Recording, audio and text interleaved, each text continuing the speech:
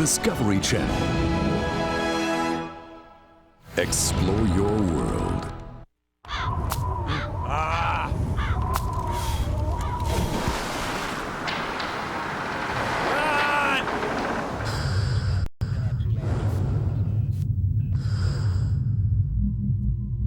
There is nothing like the moment of discovery.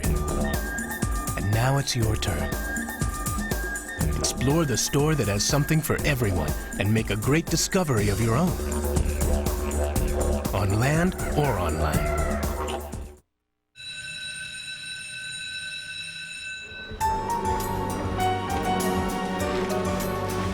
And slightly below the eyelids. At this college, the curriculum is unlike any other. You can look through the class and see some of the students are looking a little nervous for what they're getting into. It's a world of lectures. Like it or not, you get a whole bunch of me, and the classes count for a whole bunch. Okay? But with a work-study program not for the faint of heart.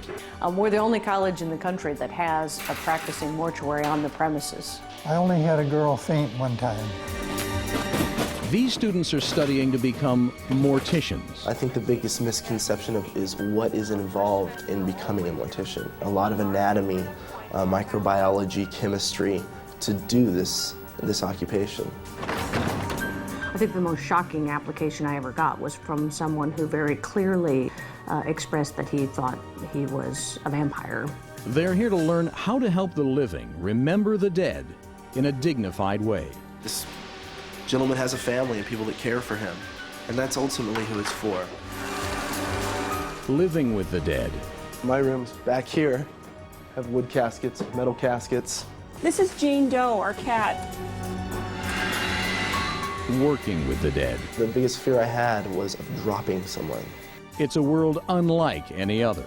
Undertaker chic, I guess you could say, where you have a classic look, but at the same time you have just a little sinister edge to you, A world hidden behind a veil of secrecy. You know, this is not just about selling caskets and driving a hearse. We're not morbid and creepy. The students. No one really comes to Mortuary College in search of a husband or wife. The business. I get a lot of, I would have never expected you to be a mortician. We definitely see ourselves as, whether we like it or not, as the next generation of funeral directors. Welcome to the macabre world of mortuary school.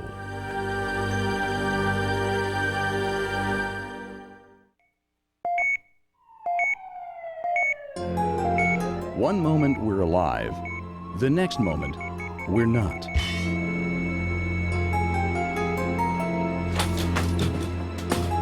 Behind the doors of mortuary schools all over the country, student morticians are learning how to prepare the dead so the living can say their final goodbye. Everyone dies, but not everyone's prepared to make a living dealing with the dead.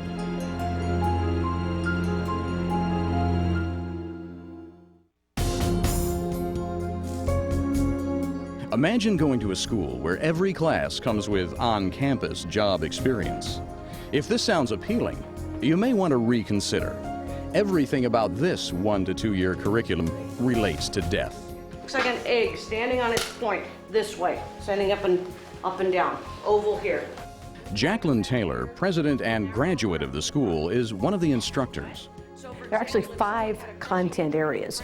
Public health and technical courses are embalming and restorative art and chemistry, microbiology. The social sciences are psychology and counseling and funeral directing. The business management courses are small business management, marketing and merchandising, accounting, and then they take 3 different law classes. There are 52 accredited mortuary colleges in the United States, each of them preparing young adults for the very real world of dealing with the dead. Every year, nearly 2,000 students graduate from these mortuary colleges.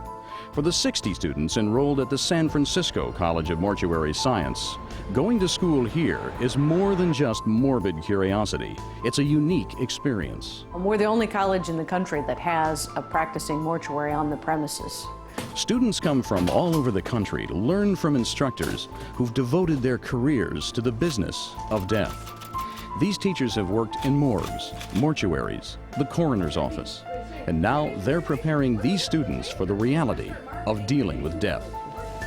They actually go to work in a mortuary every day, and so we call it the immersion theory, that they're the saturation theory, that they are actually members of the funeral profession from the time they enroll.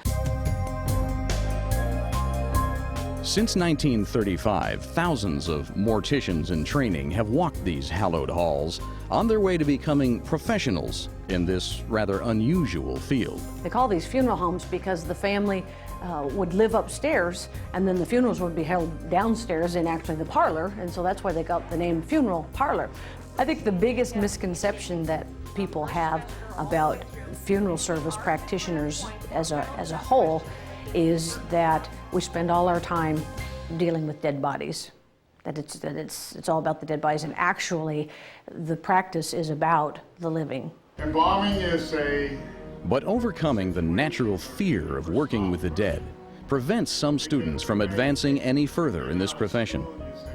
Hugh McMonigal has been teaching at the school since 1956. Well, you can't force somebody to do something that they just can't handle. We had a student who came to school and he just couldn't do anything in embalming. He couldn't handle the instruments because it would break him down. He'd cry. There were students who had to process that difference between this person being dead, but still sort of being a person, but sort of being a body, and if they're dead, they're not really there, and those kinds of things. We have students who have to process that, definitely. I'm on the ground floor of the college, and one of the unique aspects about this building is this hatch. It used to be used when the casket selection room was on the second floor for lowering and raising caskets. So if they had a casket that they brought in and they wanted to take it upstairs, they had a hoist up above there. They'd open the hatch and just hoist it up. And if they wanted to bring one downstairs for use, they'd just open the hatch and hoist it down. Every student has to complete 65 units of course credit for their associate's degree. The standard school year is divided into 3 4-month semesters. The first 2 semesters are strictly coursework, the foundation for the practical labs in the 3rd semester.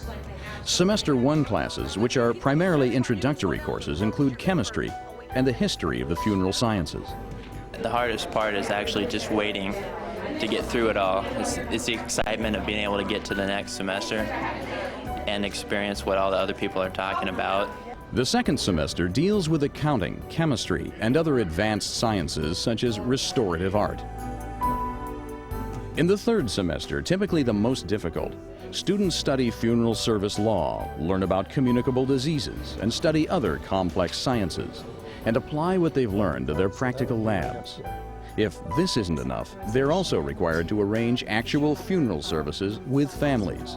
It's 1 full year of working with death, living with death, every day, every night. I think the biggest misconception is what is involved in becoming a mortician. There's strict regulations that are imposed by the state, by the nation, on funeral directors and embalmers. Mortuary Students Day is never done. So I think a lot of people don't know the amount of knowledge that you need to know, a lot of anatomy, microbiology, chemistry, to do this occupation. This is the chapel where the clients that are taken care of through the Mortuary College have their ceremonies. It seats about 50 people, although we can bring in other chairs if we need to. An interesting feature of this room is the murals that were hand-painted by an employee who worked in the building in 1935. I'll take you into the preparation room now. The first room we come to is called the staging area. The bodies are brought in through this door from the carport. They're taken back into the preparation room here, where the refrigeration unit is. They're held in refrigeration unit until the embalming takes place. After the embalming, they're brought back out into the staging area, placed on what's called a dressing table. That's where the dressing and cosmetics takes place. And then we use this device called an electric hoist to raise the body. We lower these straps, put these straps underneath, and then the person's kind of cradled in those straps. Then we can lift them, put the casket underneath, and then lower the body into the casket.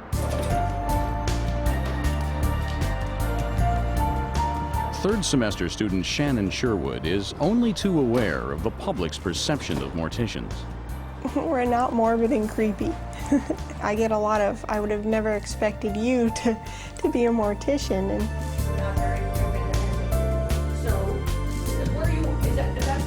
Shannon has committed to learn as much about the mortuary sciences as she can.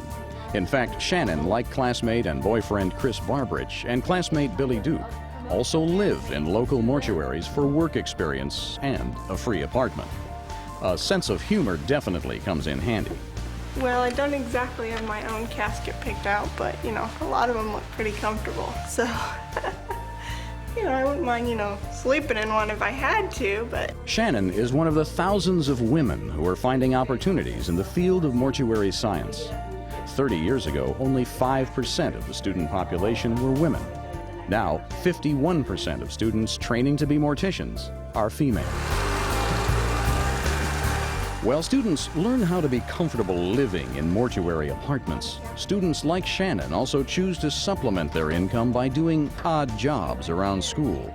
One aptly named odd job is accompanying instructors to pick up dead bodies, or in mortuary science parlance, going on body removals.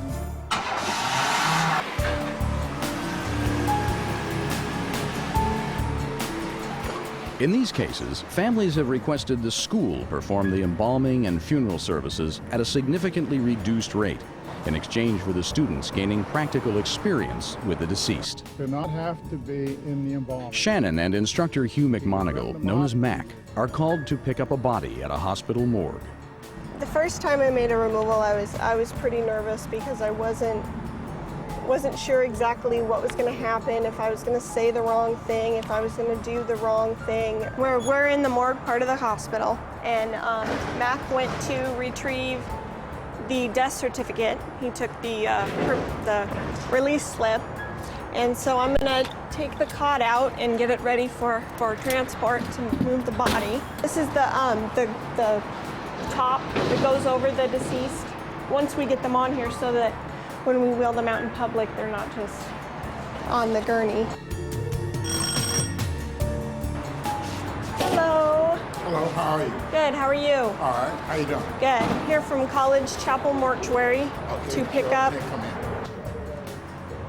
in. They don't allow cameras into the autopsy area because of the fact that it's a right to privacy for the deceased and also for the families of the deceased.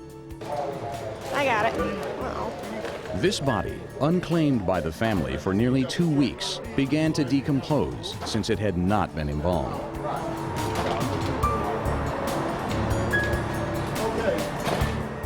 Well, the challenge inside the room was that the pouch was leaking, and we had to deal with that so that it didn't leak all over our clothing. He was pretty far along as far as decomposition, so we had a little problem with leakage and that sort of thing. But all in all, it went pretty well.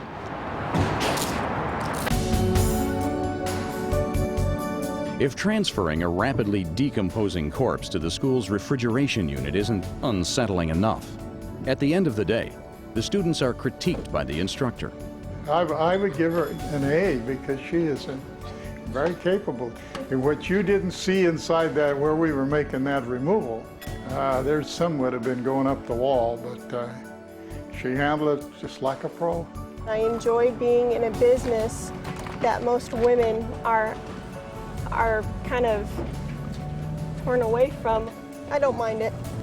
We help families to deal with loss, and we allow them a second chance to say goodbye to their family members. And we basically allow them a chance to grieve, and when it's all said and done, they have a memory that they can hold on to, and we've helped them accomplish that.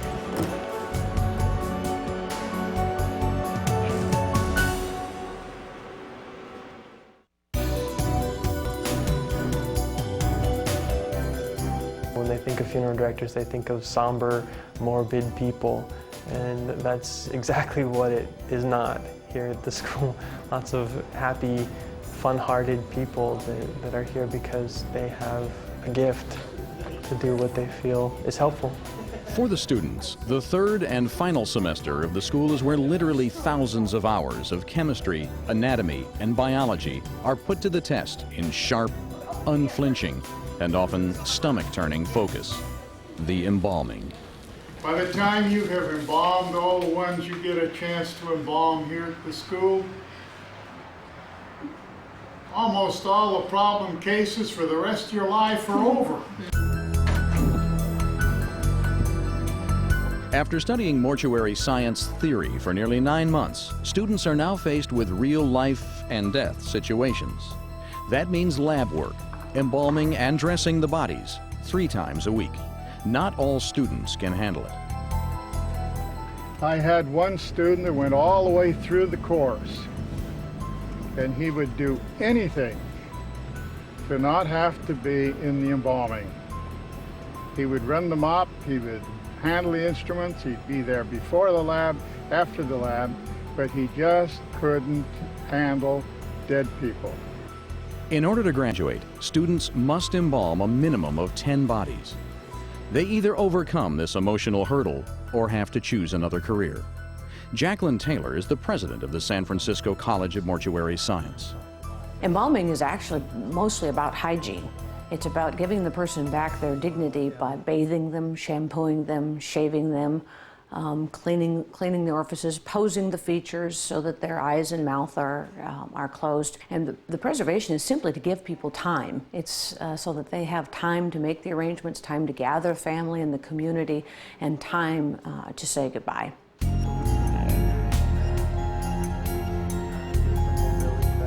Daniel Kuhn is being introduced to embalming during his 3rd semester. There's been many times that I ask myself, is this the right thing?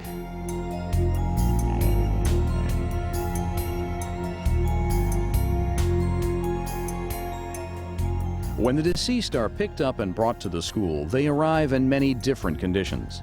They may have died by natural causes, illness, or violence. For the students, the most difficult embalming cases involve the very young. Robin Gifford faced this firsthand. I did a baby that was only about a month and a half. That was somewhat emotional as well, although I realized that you certainly have to, in a sense, you have to realize that, you know, as we live, we will die. So this is something that I will be coming across, and I need to accept it. For all your wisdom. After 30 years of experience, instructor Jean Derrick knows if there's a make it or break it point for the students, this is it. I only had a girl faint one time. A typical embalming for us as students can take up to 4 hours from beginning to end. That's because we're very new at it. Sanitation is part of preserving the body. A dead body can harbor bacteria that can effectively reverse the embalming process. The bodies are therefore washed, nails clipped, hair shampooed. Jackie, the president of the school, has a saying that it isn't clean until it's clean. So everything has to be cleaned very thoroughly. Every lab is performed by a team of 2 3rd semester students. Today, Robin and Daniel are assigned to embalm the body of a 57-year-old man. I think that the importance of working with the team is just that I don't know everything. And it's great to have Robin here to help out, and I hope it's the same with me helping her out. We help each other, I would say, and there might be something that Daniel will know that I don't, and then vice versa, so we can kind of share the information we have. The man they're embalming today died of a heart attack. Daniel's approach is as philosophical as it is practical. There's always, I think, a fear in people of death. One of the motivating factors in life is death. But getting over the issue of death, I don't know if I ever will entirely get over it. Personally, I believe that the body, I view it as a sacred thing, in a sense, a temple almost, to each person. Safety precautions are taken to the extreme, mainly because morticians don't always know the toxicology of the body. The deceased might be harboring infectious diseases. I am double gloving here with 2 sets of gloves. We also wear like a gown that covers us, a face shield and a mask, and we also wear like a head covering that comes down so that if something should splash that it can't get into our face and into our eyes. I think the smells probably are the hardest for me. Right now it is a really big learning experience for me. So I'm just running through my head all the things that I learned upstairs in the class and what to do if this happens or what to do if that happens. So I'm just kind of doing a refresher course in my head to see what's going to go on, kind of thing. And as I tell the students, never put their hand on the chest because it's so easy to slip sometimes.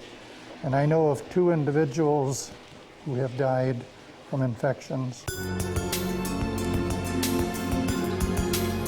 Today, instructor Jean Derrig watches closely as Robin and Daniel begin the meticulous embalming process. The body they're assigned is pale white, many shades lighter than the healthy pink tone the students hope to infuse into the body. The feet have discoloration. Actually, anytime a person dies, there's going to be discoloration of the skin. Lots of cleaning needs to take place. We still need to clean the feet, and we'll do that also while we're embalming, while the fluid is going through. The first step is to drain the body of organic fluids, fluids that contribute to the decomposition process. You're only embalming the lower portion of the body. So now we're ready to start injecting. First, the body is embalmed, then the head. 2 incisions are made in the carotid arteries and 1 in the jugular vein. A tube is inserted into the carotid artery and 64 ounces of pre-embalming fluid is slowly pumped into the body. The pressure of the injection flushes out the blood and other body fluids while replacing them with a fluid that maintains the moisture content in the body. This counteracts any rigor mortis, a stiffening of the muscles that may have set in. Right now, the pre-injection is completely within his system. We are beginning to put in the regular arterial fluid. The arterial fluid is now ready to be injected. 32 ounces of a water-based formaldehyde solution. It has a red dye that provides coloration in the body's circulatory system and therefore the skin. It'll probably take about a half an hour for us to get this throughout. Or we'll continue massaging and cleaning the whole way through the embalming process. To get a more even distribution of the embalming fluid to all the arteries, Daniel massages the body's extremities toward the heart, forcing the arteries to contract and expand. This allows more of the fluid to circulate throughout all areas of the torso. There will still be blood in. I mean, it's not like we're completely draining him or anything like that. We're just adding the fluid to it, and the blood is coming out. Once the torso embalming is complete, a tube is inserted in the second incision in the carotid artery. Now the head can be embalmed. We just injected up the artery. You can also usually tell if there's circulation, again, because of the color change. And sometimes it'll fill in some of the tissues in the face. I am massaging his neck at the moment, just to facilitate drainage and to help the fluid. The arteries in both the head and torso are now filled with the preservatives in the embalming fluid. The next procedure, to help delay the decomposition of the internal organs in the chest cavity, is not for the squeamish. Well, the first time I ever saw an embalming, the trocar just about passed me out, to be honest with you, because I had no idea what it was. The trocar is a hollow, skewer-like instrument with a suction hose attached to one end. Its pointed end enters the body and breaks up the organs. Once done, the body cavity is injected with a strong preservative.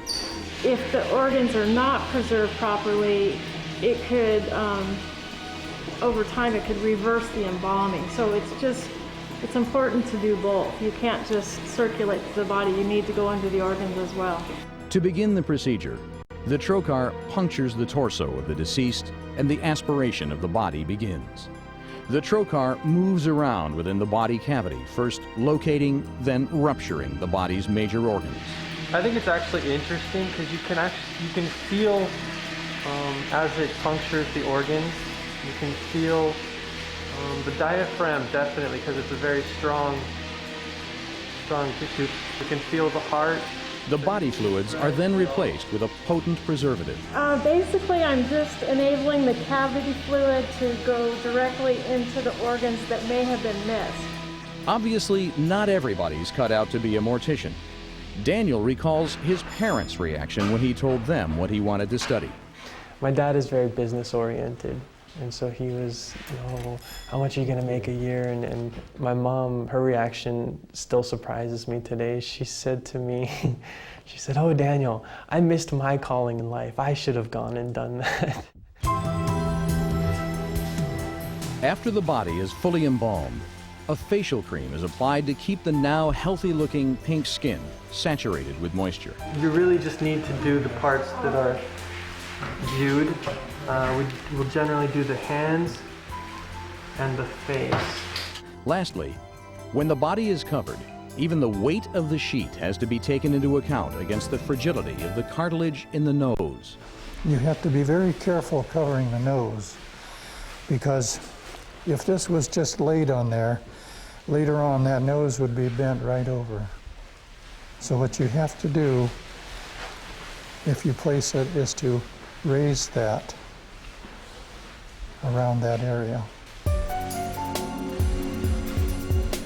3.5 hours later, the body is successfully embalmed.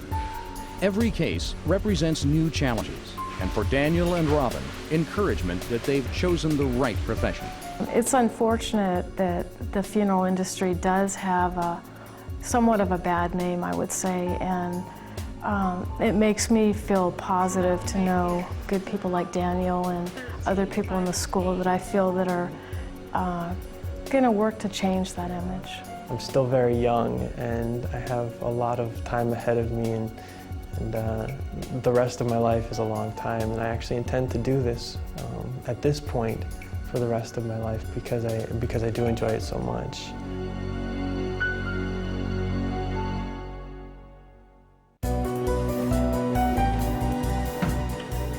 Long before someone is permanently laid to rest, before the last respects to the deceased are paid, the body has to be prepared. This gentleman has really lifelike color to his skin. Part of it is just his natural complexion, and part of it's, the embalming process. I think he had good skin to begin with. After the body's retrieved, it's embalmed. After the embalming, the body needs to be dressed and makeup applied. Our goal is to make it look like there's no makeup on him at all. Today, lab partners and third semester students Raquel Munoz of San Francisco and Billy Duke of Oakdale, California, have been assigned the task of dressing and cosmetizing a body. This is in preparation for the family visitation, which takes place in a couple of hours. A lot of people don't want visitations because they want to remember the deceased the way they were. You have to deal with the way the person is, and that's dead, basically. From the time the college gets the call to pick up a body, embalm it, dress and cosmetize the deceased, it takes approximately 40 student hours to complete the presentation. I was wondering, how did they pass away? What had happened, I can't believe I'm in front of a deceased. It kind of freaked me out a little bit, but then I was like, I can take it. Ever since then, I knew this is what I wanted to do. You don't want to be bothered and traumatized by, how the individual looks. So I just exposed myself to as much as possible and learned that it's always worse in your head than it really is. After the body is brought from the refrigeration room to the prep room, their goal is to make the physical characteristics of the body look as natural as possible. The embalming on this body was completed 2 days ago. It'll take Billy and Raquel approximately 2 hours to complete the task. Wipe all his moisturizer off and fix his hair. Maybe we can touch him up a little bit. I think we're gonna give just kind of comb his hair back. With men, it's not so. A lot of times, it's not so specific on the hair. Some Ladies have their hair a certain way, and sometimes they'll even have their beautician come in and do her hair for the last time. For practical reasons, the metal examination table upon which this body rests is slanted. Sometimes after embalming procedures, the body does leak excess fluid that was put into the body, such as a preservative, formaldehyde. After the moisturizer is wiped off and the face given a shave, makeup is applied. Usually after an embalming, they tend to turn pale. So what we're doing is we're just going to give them a slight tint, and usually the stuff that we use is called orange juice. It's the slang name for this liquid. It's just a matter of light makeup, styling his hair, dressing and casketing him. In this case, the visitation for the deceased is this afternoon. This body right here has a service within an hour. For Billy, he's studying to be a mortician and possibly a homicide investigator later because he wants to help surviving families. However, he knows he has to draw the line emotionally. There's a detachment. So what you want to do is you can say, wow, this individual didn't get a chance to live their life, or this person's no longer here. Yeah, that's sad, but ultimately it's for the families. Funerals are basically for the remaining relatives and friends to gather and celebrate a life that's over. I think my friends always thought I was kind of off. You'll say, I'm studying to be a mortician. And it's almost like some people will think it's not a big deal. Others will say, wow, that's interesting, that immediately ask you 10 questions and then think you're a freak. His lips are the same color of his face, which isn't good. So I think Raquel's getting... His lips are slightly pale. Yeah, his lips are just the same color. We should make his lips a little red, but not to the point where it looks like he's wearing something, which can be harder than it sounds. Now that the face and hands have been cosmetized, it's time to dress the body. We have a beach towel with him. I guess we put this inside the casket. You know what? I did this arrangement. You did? Yeah, I did this arrangement. And I believe there's going to be this was the first arrangement I did. There's going to be a hat or a bandana in there, in the bag. I guess he always wore a hat or a bandana in life. What the deceased wears is a family decision. This time, instead of the traditional suit and tie, they've chosen his favorite sweatshirt for him to wear. Putting on the shirt. Shirts can be tough because you don't have your natural flex. It's just making someone's arm go through it, and they're kind of stiff from the embalming from the preservative anyway. It's just kind of hard to grab. There we go.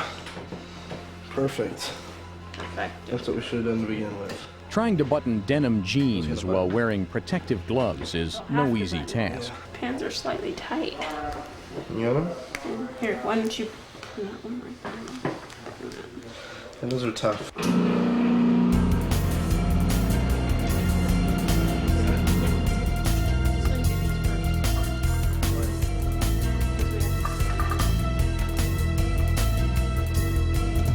After the deceased is dressed, a hydraulic lift hoists the body up and a slumber bed is slipped underneath him.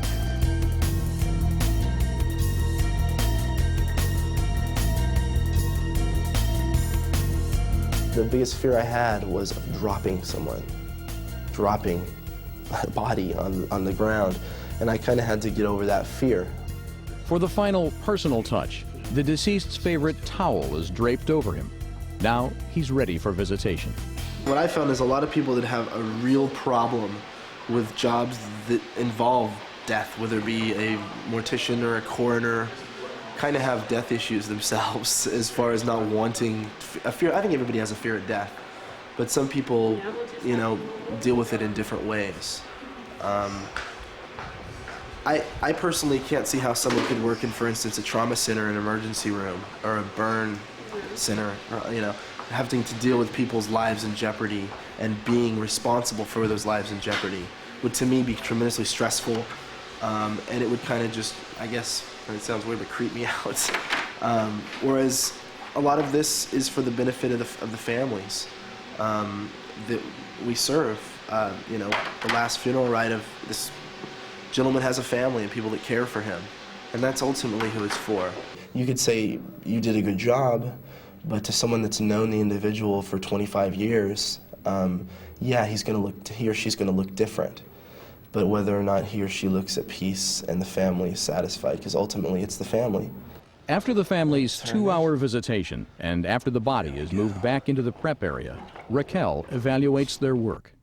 Actually, the family was very pleased. They liked the fact that he looked at peace and, at rest. The towel will be cremated with the body. Usually you can cremate just about anything with the body except a pacemaker. Pacemakers explode. Finally, Raquel goes to the office and signs the body over to an off-site crematory, all in a day's work. Guess I have to write down how everything went today.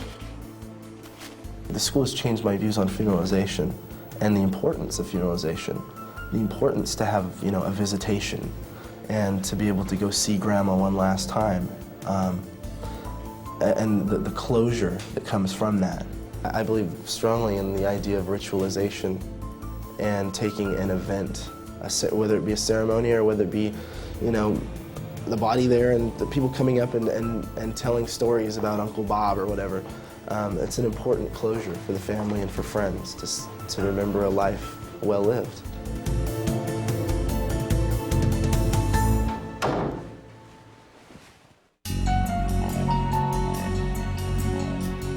Most college students will tell you that paying rent and keeping food on the table, all while trying to get an education, is one of the most difficult parts of school. Supplement these pressures with learning how to overcome working with the dead, and it gets even tougher. You can look through the class and see some of the students are looking a little nervous for what they're getting into because they've never gone and worked in the business at all, and they're going to see some things that are going to blow their minds away. San Francisco is the most expensive city in the country. To be able to come here and go to school full-time and work part-time and afford an apartment is really unrealistic. I came to San Francisco before. I was a musician for a number of years. Still I am, but I was pursuing my music. I always had kind of the funeral service in the back of my mind as a potential, but I wanted to see if I could make the music thing work for me. Third semester student Billy Duke lives in a funeral home near the school. Yeah, I live about a 10-minute walk from the school. One of the unique things about the mortuary student living quarters is to get to our quarters, to walk by our, what's called selection room. My room's back here. This is where we bring families to choose a casket, basically. This is my uncleaned room. This is where my desk I do my homework at. It's my girlfriend Jenny. My mess, which bed should have been made, but it wasn't made. And this is where we sleep. The phone's here, the business phone, in case we have to take night calls, night removals, families that need us in the middle of the night.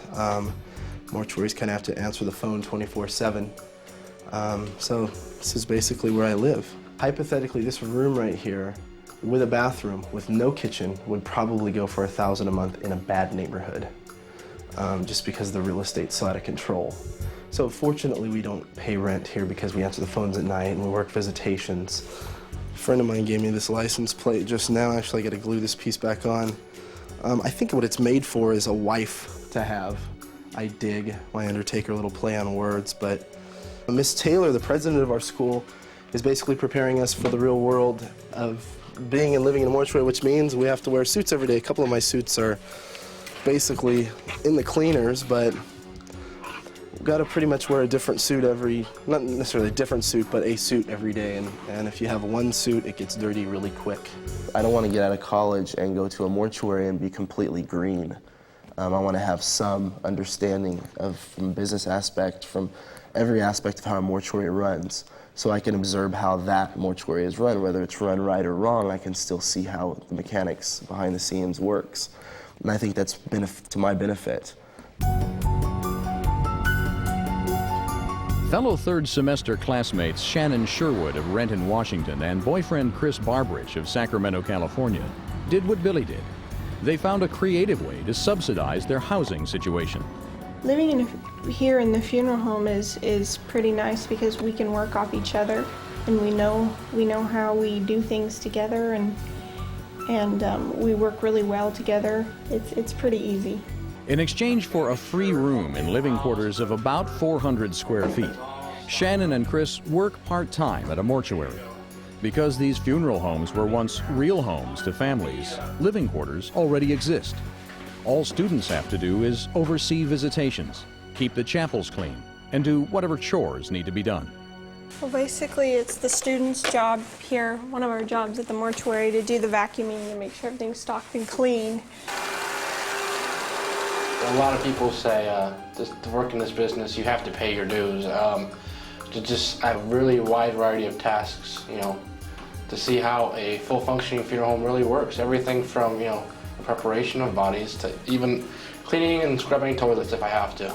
The room is up here, and we actually made the room at the end part of our room too. It was a storage room at one time, but we fixed it up. But in here is actually our living quarters. Don't mind our cats. It's kind of tiny, but we managed with the two of us. Free housing, hourly wages for working in the funeral home. This might sound good, but keep in mind that 24 hours a day, there's no escape from the reminders of death. As a result, dark humor, everywhere you turn, in this case in Shannon's and Chris's apartment, serves as an emotional outlet. The Jello mold is a mold of a human brain. You just mix up Jello, and it actually gives you specific kinds of Jello to make it look like a human brain. It's sometimes hard to keep a good sense of humor about it because it is such a sad business, really. I mean, you're dealing with families and you're dealing with death. This kind of humor would be out of place anywhere else. But if you also keep those feelings inside and you don't let anybody else know and don't have a good time at what you're doing, it's just going to drive you nuts. They learn to make do with what they have. And we don't have a kitchen, we only have a bathroom. We do all our dishes in our bathroom sink. And this is what our bathroom consists of. This is Jane Doe, our cat. We named him Quincy from the old TV show about the coroner named Quincy. And then we couldn't think of a name for her, so we thought, well, Jane Doe would fit. Shannon and Chris go to school together, work together, and are even lab partners, often spending 24 hours a day, 7 days a week, with each other. We were all in the same class, and then we met, and we just started hanging out more and more, but no one really comes to Mortuary College in search of a husband or wife. At the end of the school year, all the students who've met the tough academic and emotionally draining curriculum become mortician apprentices in one of the 22,000 mortuaries across the country. Depending on the state, apprenticeships are either 1 or 2 years. It's not just older men that work at these funeral homes. It's young people like us, and there's women just like men, and there's people in all ages. I guess a common denominator would be that we're all learning. I mean, and we're learning the same thing, so we're going through the experience. You really have to respect people for who they are and take care of everybody the same way as if they were part of your family.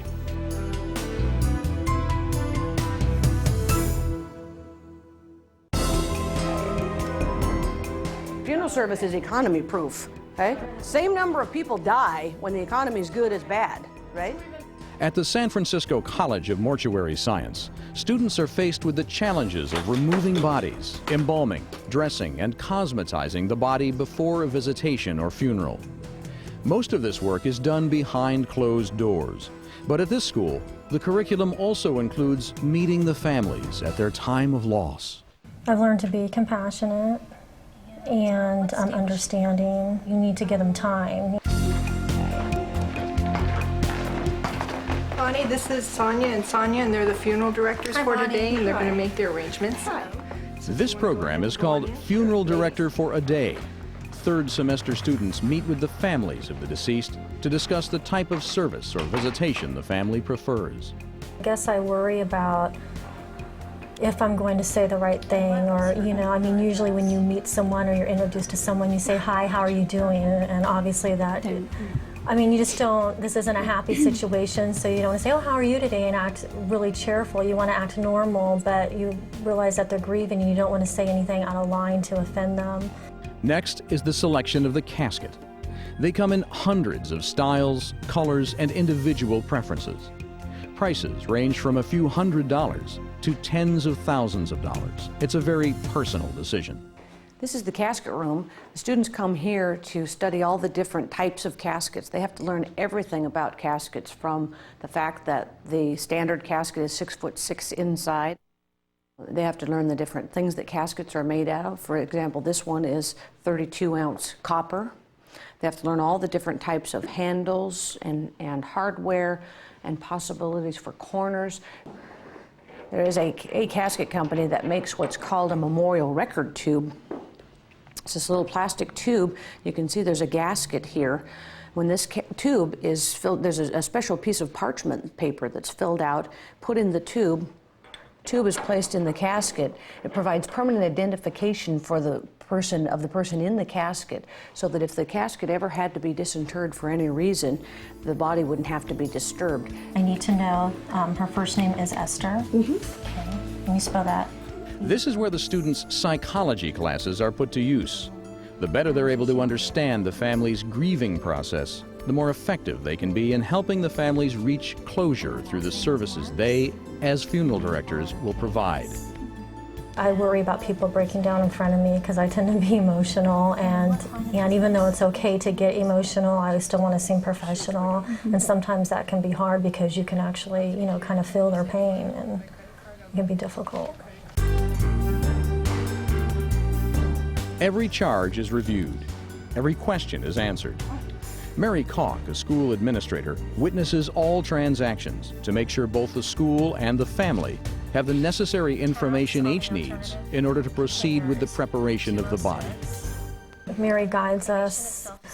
If we get stumped on something, then she'll help us through it. But the contracts, when you first start doing them, they can be kind of tricky, and it makes you nervous because, you know, you don't want to make an error calculating everything out with a family sitting right across the table. You know, you kind of get a little nervous, but the more you do it, the better you get and the more confident you feel. Only a generation ago, funeral arrangements were almost always a transaction between two families. A member of the family that owned the funeral home would meet with a family member of the deceased. But today, as large corporations have purchased smaller family-owned funeral homes, this is rarely the case. 90% of our students have no family affiliation to the industry at all. We do have some third and fourth generation funeral service families whose kids come to school, but more and more it's people with no background whatsoever. Okay, Ronnie, these are the charges I'm going to go over with you right now. We help each other in the whole process. Yeah, I ask her something if I'm not sure about it, and she'll help me. I like working as a team. The number one priority, I think, is to feel that when the family leaves, that they feel confident that you're taking care of their loved one. So you want them to feel comfortable, I guess basically that you've explained everything to them so they don't leave having any doubts or any questions. And I also need your signature right there, saying you approve the charges.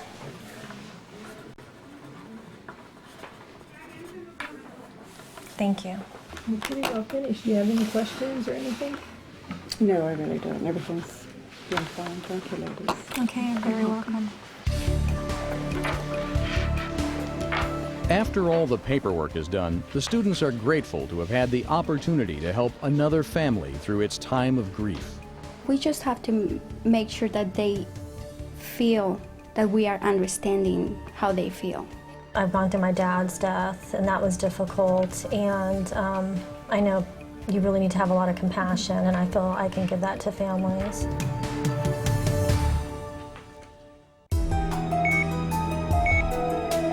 Life brings death. Behind the doors of mortuaries all over the country are graduates of mortuary colleges. We trust them with our family members, friends, even ourselves, to be the keepers of respect for all who will eventually pass on. Everyone dies, but not everyone's prepared to make a life dealing with the dead.